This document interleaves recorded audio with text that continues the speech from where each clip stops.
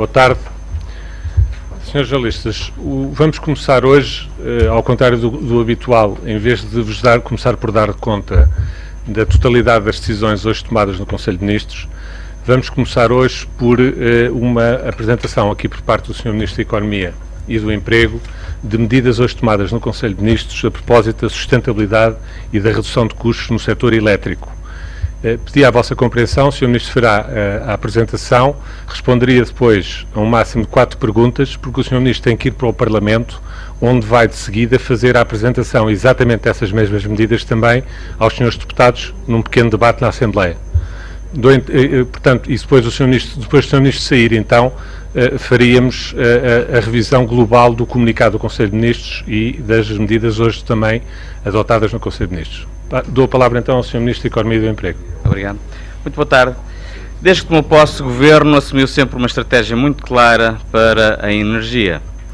O aumento da competitividade é necessário através de uma maior concorrência, o incremento da sustentabilidade ambiental, a criação de condições que garantam o cumprimento das necessidades de abastecimento do Sistema Elétrico Nacional e a redução dos custos do sistema.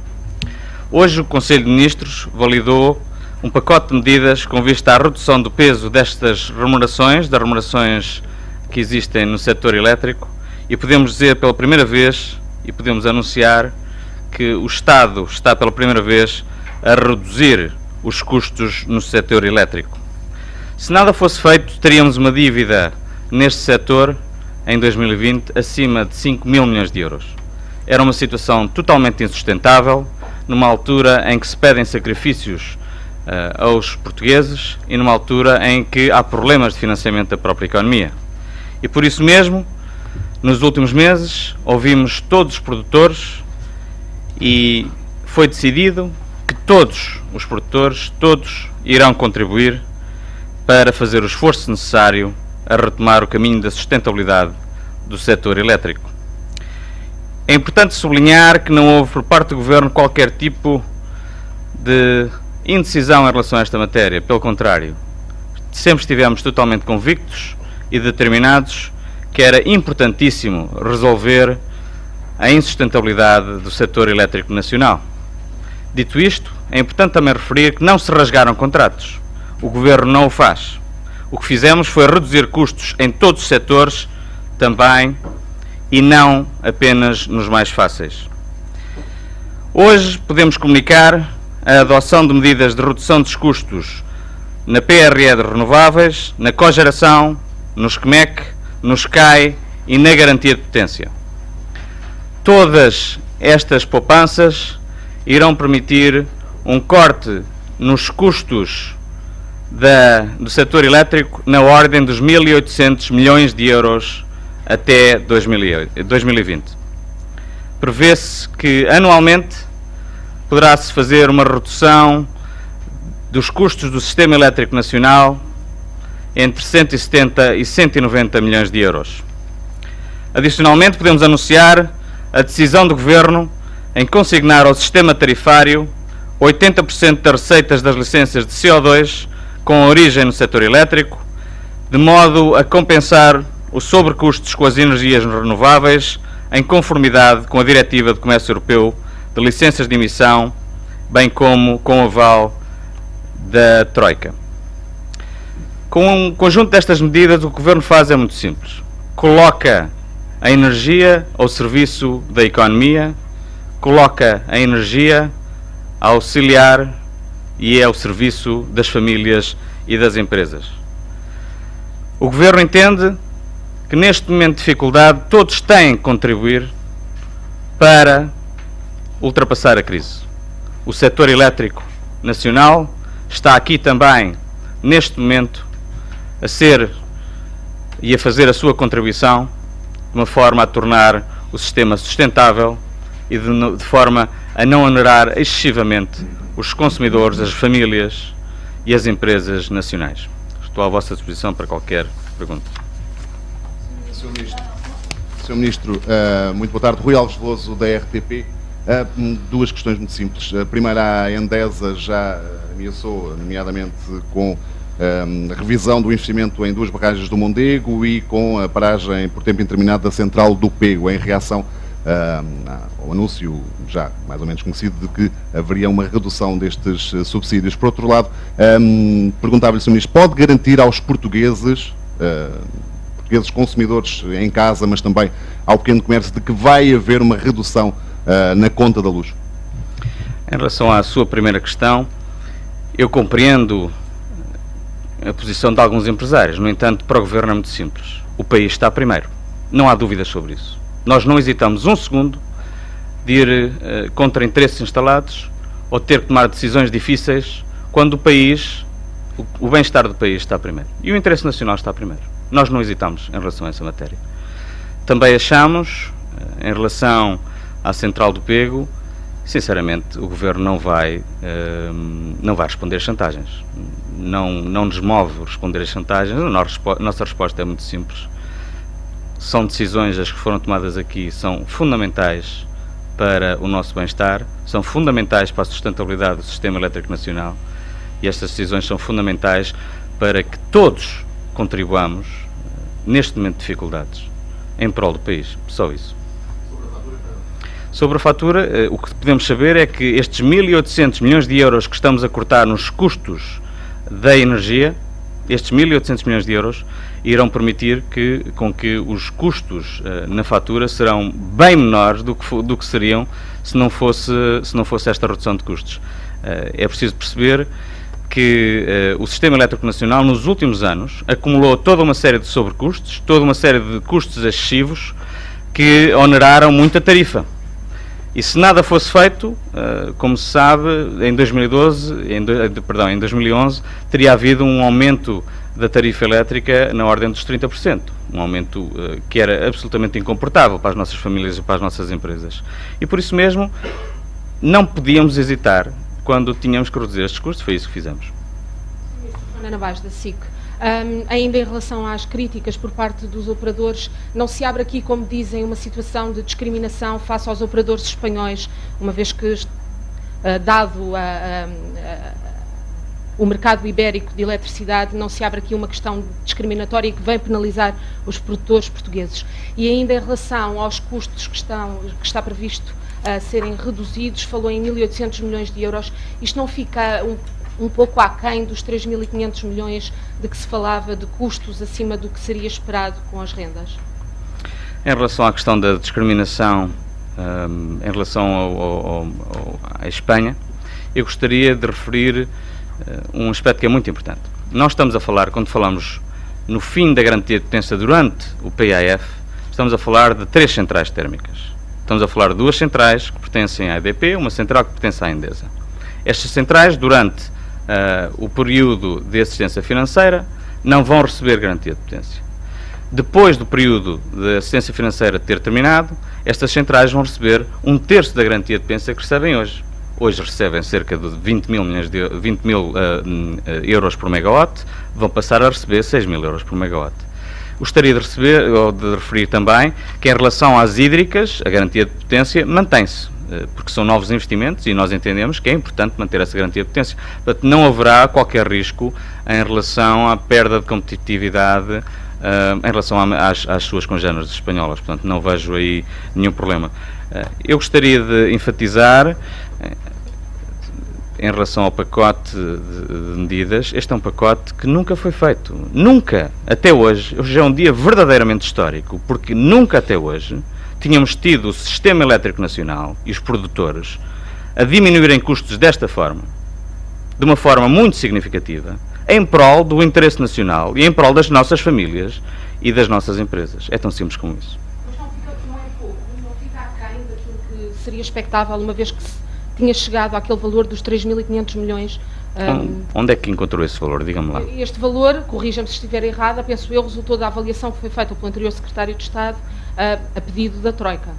Há muitos estudos sobre esta matéria. Como eu disse, 1.800 milhões de euros é um valor extraordinariamente considerável em prol da diminuição destes custos em todos os setores, e todos os produtores e todos os setores estão a contribuir para este bolo. Muito boa tarde, Sr. Ministro. Salomé Pinto, jornalista do Porto Canal. Gostaria que me indicasse uma medida prática e concreta para combater o desemprego. Se quiser, podemos falar já do desemprego. Podemos só falar sobre fechar a questão da energia primeiro e já volto ao desemprego. Está bem? Posso lhe dar várias já agora. Sandra Antunes, TV. O Sr. Ministro disse que a fatura dos consumidores vai sofrer alterações. Pergunto que será uma diferença substancial e quando é que vão começar a notar essas alterações na fatura menos pesada? A maior parte dos cortes destes custos são imediatos, o que quer dizer que o impacto, como sabes, a tarifa é o regulador todos os anos, enquanto tivermos tarifas reguladas, lança a fatura, ou anuncia qual é a tarifa respectiva, teremos um impacto muito significativo. Obviamente o Governo, até no âmbito do compromisso para o emprego e, portanto, com o Acordo de Concertação Social assinado com os parceiros sociais, nós comprometemos a que o aumento dos preços reais, ou seja, os preços acima da inflação, seriam até 2020 na ordem, em média, de 1,5% ao ano. Mantemos essa intenção e este corte de custos é fundamental para conseguirmos obter esse objetivo. Não sei se o Sr. Secretário de Estado da Energia quer acrescentar alguma questão sobre isto. Muito obrigado, Sr. Ministro. Gostaria apenas de clarificar que esta redução de custos é um montante significativo e a redução de custos deve ser adicionada à devolução aos consumidores de 80% das receitas com as vendas de CO2. Esses dois valores somados permitem que a evolução da tarifa, com esta redução de custos e com esta assignação de receitas, seja 5% inferior à que seria caso ela não existisse. Ora, em 2020, a fatura seria 40% mais elevada do que aquela que seria sem estas medidas. Mas pode estimar uma redução em porcentagens? Pode estimar uma redução em porcentagens? Acho que são muitos problemas. Boa tarde, Ana Gonçalves, Diário Económico. Eu gostava de saber se do pacote de 1.800 milhões de euros se pode discriminar pelas 4 medidas, neste caso a garantia de potência, os custos de manutenção do equilíbrio contratual, as renováveis e a cogeração. E no caso dos CMECs, quando é que será formalizados os contratos com a EDP? Obrigada. Em relação à questão da garantia de potência, é verdade, há uma redução quer dos custos, quer na garantia de potência, e como eu disse, a garantia de potência, a redução é mais substancial durante o PAF, mas depois também é bastante substancial. Em relação à cogeração, em relação aos CMEC e aos CAE, bem como às mini-hídricas e à eólicas. Portanto, há uma redução em todos os campos. Poderíamos dizer que na garantia de potência estamos a falar no valor global de 335 milhões, na cogeração estamos a falar em valores de cerca de 700 milhões, nos CAE e nos CMEC estamos a falar em valores entre os 280 e os 300 milhões. Em relação às mini-hídricas estamos a falar em valores superiores a 300 milhões e em relação às eólicas estamos a falar em valores que oscilam entre os 100 e os 200 milhões.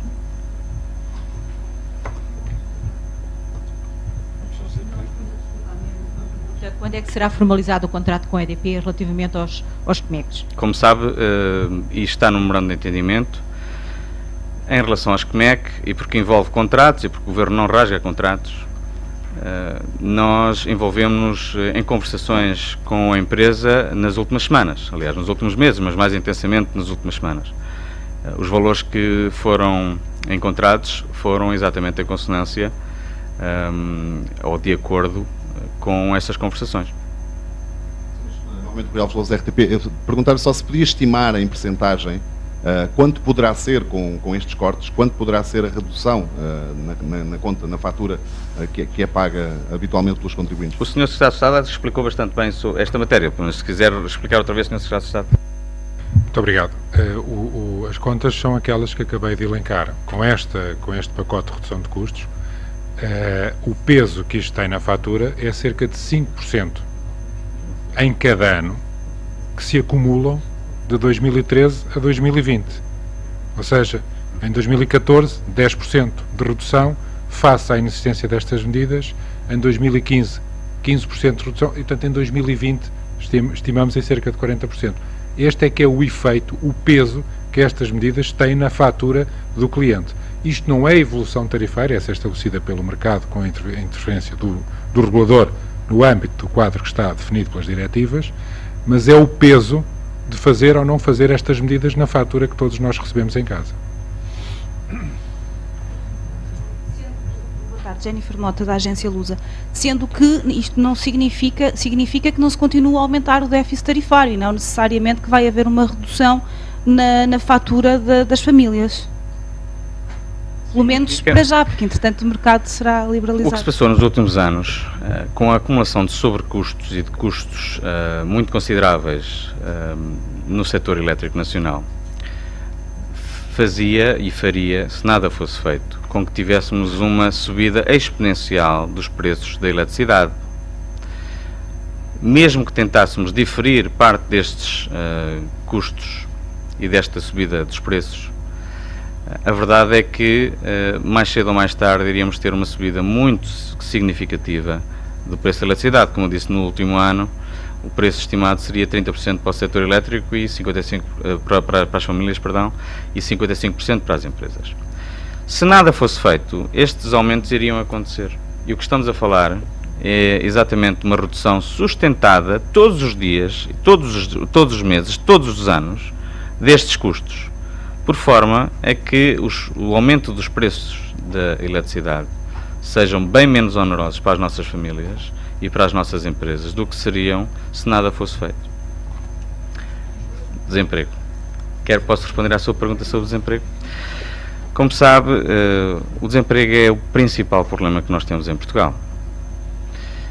Ninguém pode estar minimamente tranquilo ou deixar de estar preocupado quando temos uma subida muito considerável de desemprego, com pessoas, com famílias, com pais que perdem o emprego e que veem as suas perspectivas de vida piorar de uma forma muito significativa. O Governo e os parceiros sociais têm trabalhado muito nestas matérias e entendem que é preciso acelerar muito e cada vez mais as políticas ativas de emprego. Só para dar um exemplo, o programa Vida Ativa do IFP já reencaminhou nos últimos 2 meses mais de 50 mil pessoas para cursos e para estágios. O programa Estímulo 2012 já reencaminhou e já obteve vagas, ou ajudou a obter vagas, mais de 3 mil pessoas que estão neste momento a trabalhar em empresas.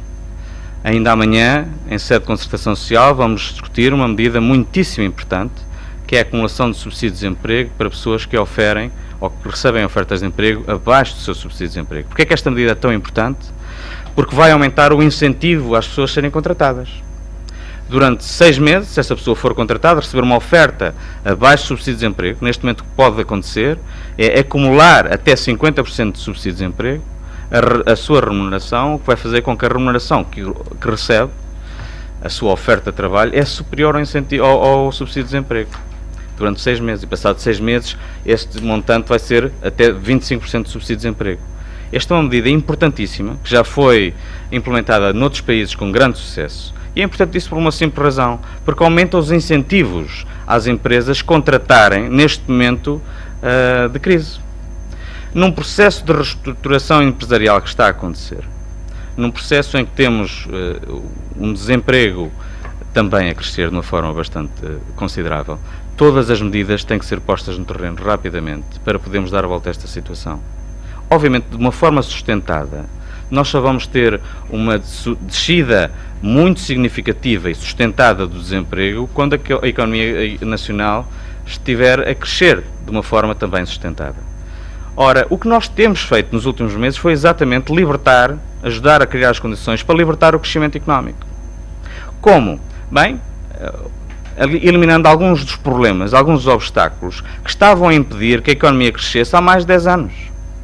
Se nós olharmos para a crise nacional não começou em 2008 ou em 2009, como aconteceu nos outros países. Começou a partir do ano 2000, quando o nosso desemprego começou a acumular-se e as nossas taxas de imigração começaram-se a acumular.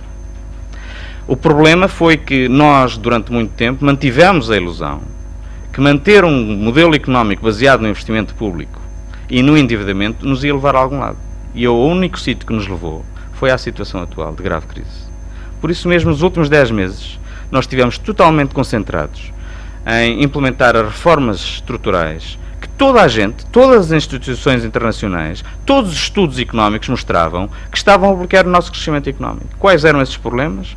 Problemas ao nível da justiça, e foi exatamente por isso que nos dedicámos e avançámos com o programa Revitalizar e foi aprovado o novo Código de Insolvências. Problema ao nível dos licenciamentos, e foi exatamente por isso que nós implementámos e iremos implementar nos próximos meses uma grande reforma dos licenciamentos que irá permitir até 98% dos licenciamentos industriais. Foi exatamente por isso que nos concentramos em chegar a um acordo com os parceiros sociais para avançarmos com políticas ativas de emprego, com políticas de crescimento e com políticas no mercado laboral para flexibilizar a contratação de indivíduos e de trabalhadores. Portanto, o que é preciso, neste momento, para além disso, é continuar a senda das reformas estruturais.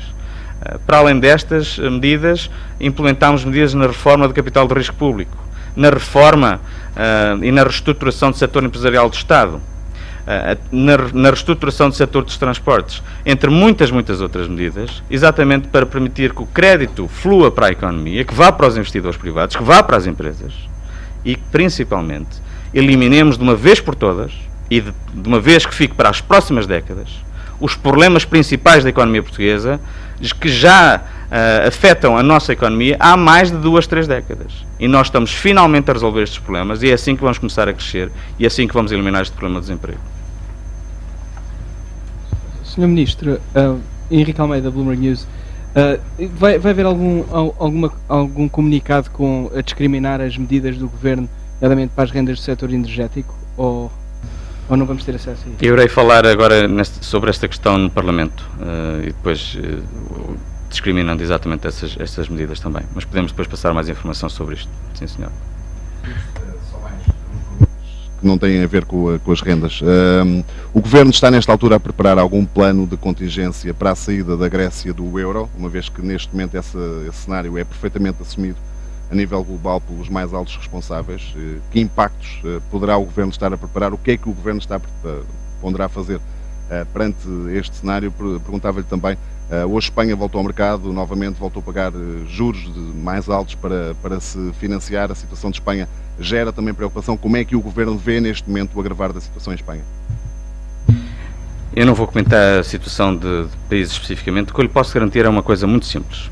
O Governo está a trabalhar num plano de contingência para salvar a economia nacional já há muitos meses. Ou seja, nós estamos totalmente empenhados em implementar, e como já estão grande parte da reforma já no terreno, e fizemos de uma forma muito rápida, com uma determinação que não é muito comum no nosso país. E fizemos por uma simples razão. Sabíamos que só através de implementar todas as medidas que estão no memorando de entendimento, e principalmente implementarmos o conjunto de reformas estruturais que eram precisas para desbloquear o crescimento económico nacional, só assim é que conseguiríamos readquirir e ganhar novamente a credibilidade que nós tínhamos perdido. O nosso plano de contingência é ganhar credibilidade e é isso que estamos a fazer, e não tenhamos o mínimo de dúvidas que quando falamos com os nossos parceiros, quando se fala do caso português na Europa e no mundo, vê-se muito concretamente que o caso português é um caso que há uma crescente credibilidade, porque existe uma grande determinação dos portugueses, dos parceiros sociais, do Governo, das empresas, dos trabalhadores, em ultrapassar essa situação. Nós, em Portugal, estamos a fazer uma coisa que não foi feita ultimamente. E nós, portugueses, estamos a mostrar uma coisa ao mundo que é muito importante. É que nós somos diferentes, porque em momentos de dificuldade sabemos nos unir em prol do interesse nacional. E é exatamente por isso que ainda hoje o pacote de energia é tão importante, porque é exatamente em prol do interesse nacional que nós fazemos isto. Muito obrigado. Eu agradeço. Vamos interromper só por um minuto para o Sr. Ministro. O Sr. Secretário de Estado tem mesmo que ir para o Parlamento, já passa das 3h30, e continuaremos aqui para vos dar nota das restantes decisões do Conselho de Ministros.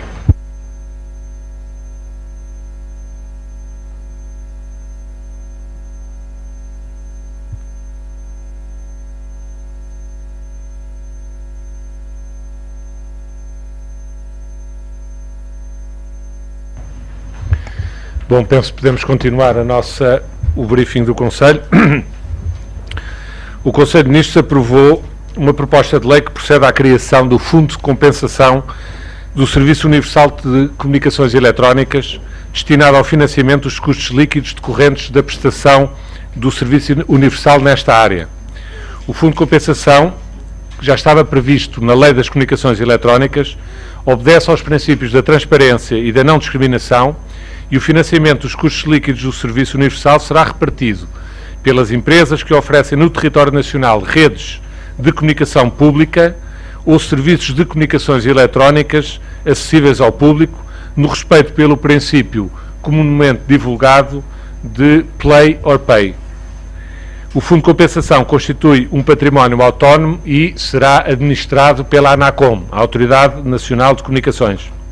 Ainda no âmbito do Serviço Universal de Comunicações Eletrónicas e na sequência da criação deste fundo, o Governo aprovou também o lançamento do procedimento concursal para esse mesmo Serviço Universal, definindo os procedimentos a adotar no concurso que será desencadeado de imediato pelo Governo.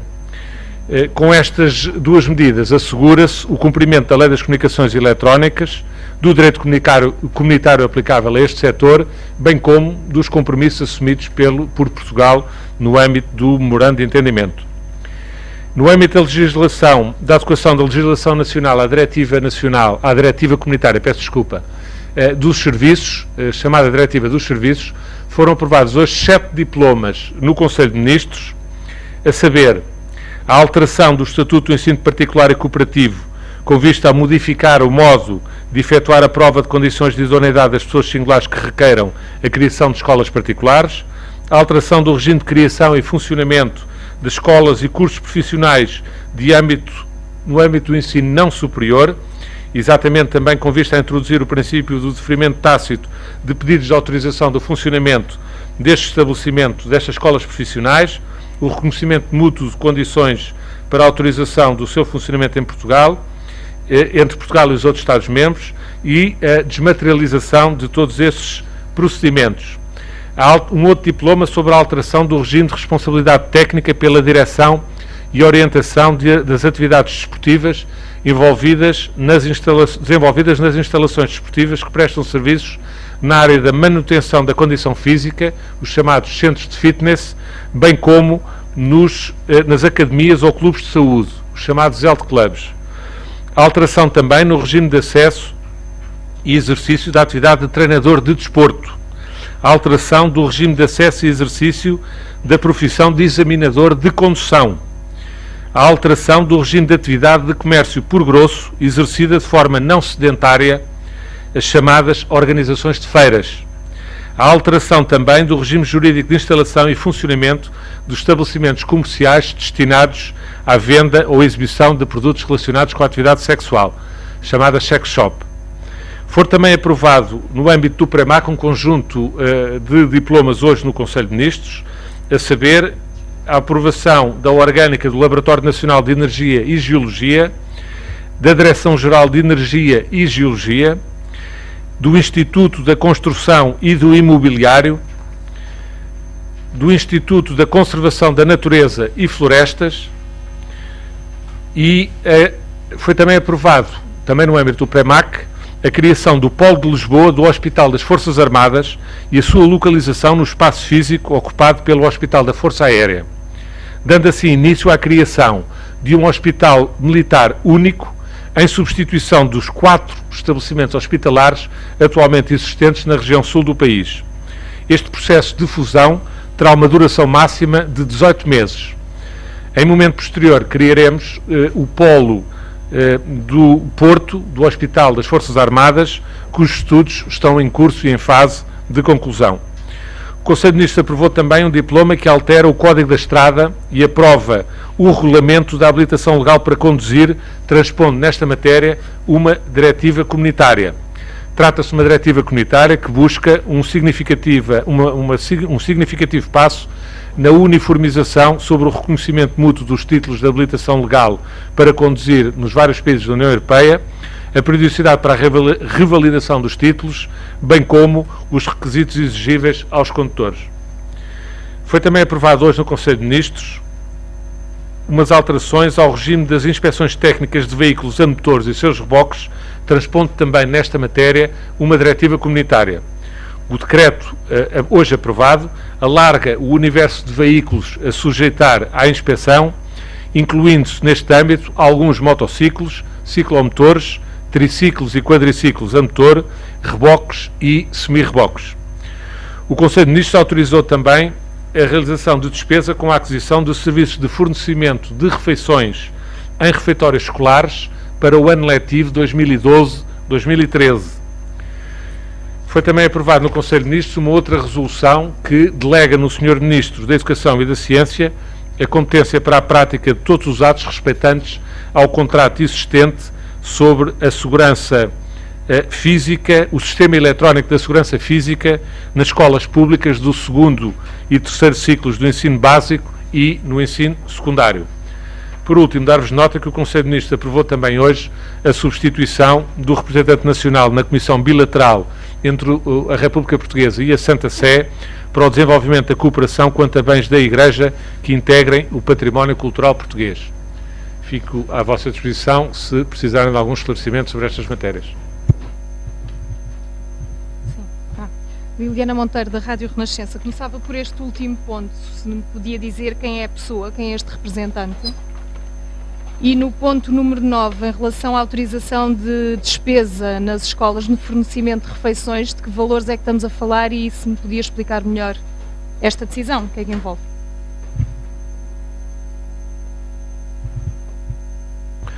Muito obrigado. O novo a representação portuguesa até agora era assegurada pelo Sr. Embaixador Joaquim Rafael Caimoto Duarte, que se aposentou e, portanto, a sua substituição decorre daí. O novo representante é o Sr. Embaixador Manuel Tomás Fernandes Pereira. Em relação à sua segunda questão relativa ao concurso das refeições para os estabelecimentos escolares, como sabe, todos os anos este concurso tem de ser feito. No ano passado, de resto, o Governo, uma vez que iniciou funções já no verão e o Governo anterior não tinha deixado este concurso realizado, o concurso foi realizado apenas no mês de agosto, numa decisão muito rápida que o Governo tomou. Este ano fazemos-lo dentro dos prazos normais. Estamos a falar de um conjunto de concursos, porque vão ser feitos concursos diferenciados consoante as direções regionais de educação. Uma na Zona Norte, outra na Zona Centro, outra na Zona de Lisboa.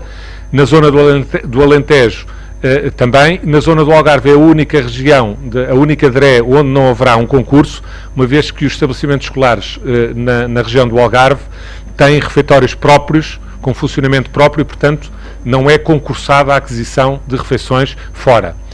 Eu não lhe sei dizer de cor os valores de cada uma dos concursos para cada uma das regiões, mas o cômputo global ascende a cerca de 30 milhões de euros. Não será o número exato de 30 milhões, mas é na ordem dos 30 milhões de euros, juntando as várias regiões onde os contratos são celebrados.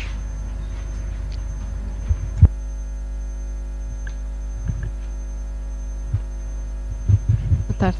Inês Lima, da Agência Lusa. Quanto ao ponto 7, eu gostaria de saber, relativa ao Código da Estrada, gostaria de saber quais são as alterações substanciais, se é que há, quanto à periodicidade para a revalidação do título e quanto aos requisitos exigíveis aos condutores. Eu, em relação a este ponto, queria deixar a indicação de que não se trata de uma reformulação profunda do Código da Estrada. Embora o Governo, posso dar-vos aqui esta nota, o Governo está a trabalhar nessa reforma do Código da Estrada. Mas essa reforma, digamos, uma reforma com algum significado mais profundo, é uma reforma que não está pronta e só será realizada daqui por uns meses, embora o Governo esteja já a trabalhar nela, como referi. O que está hoje em causa é este ponto que aqui referi, tem que ver com a transposição de uma diretiva que estava em atraso desde 2009, a transposição desta diretiva por parte de Portugal, e tem que ver com uniformização de requisitos para a habilitação legal de conduzir. Portanto, é um diploma essencialmente técnico, não introduz alterações de monta muito significativas, embora vá haver, seguramente, na sequência da aprovação e da eventual promulgação deste diploma, antes da sua publicação, a necessidade de uma campanha de informação que será desencadeada através dos mecanismos normais da prevenção rodoviária e das outras instituições que habitualmente colaboram com o Governo nestas matérias. Mas, como digo, não é uma alteração de monta com grande significado, trata-se fundamentalmente de uniformização de requisitos de acordo com uma diretiva comunitária cuja transposição estava em atraso e relativamente à qual Portugal, de resto, já tinha sido notificada de um processo de não transposição junto do Tribunal Europeu.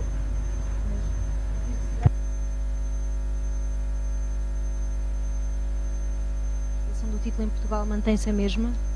Há ligeiros ajustamentos, eu não lhe posso estar a detalhar, mas não são alterações de monta como referi.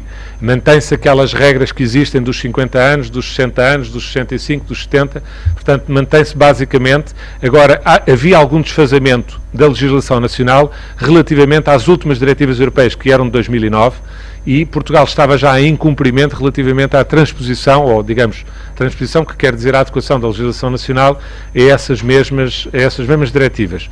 Como referi, não são alterações de grande monta, mas têm algum significado que carecem de uma informação à população, como é evidente. E para isso terá que haver uma campanha destinada a isso. No entanto, alterações de mais folgo no Código da Estrada serão feitas mais para a frente.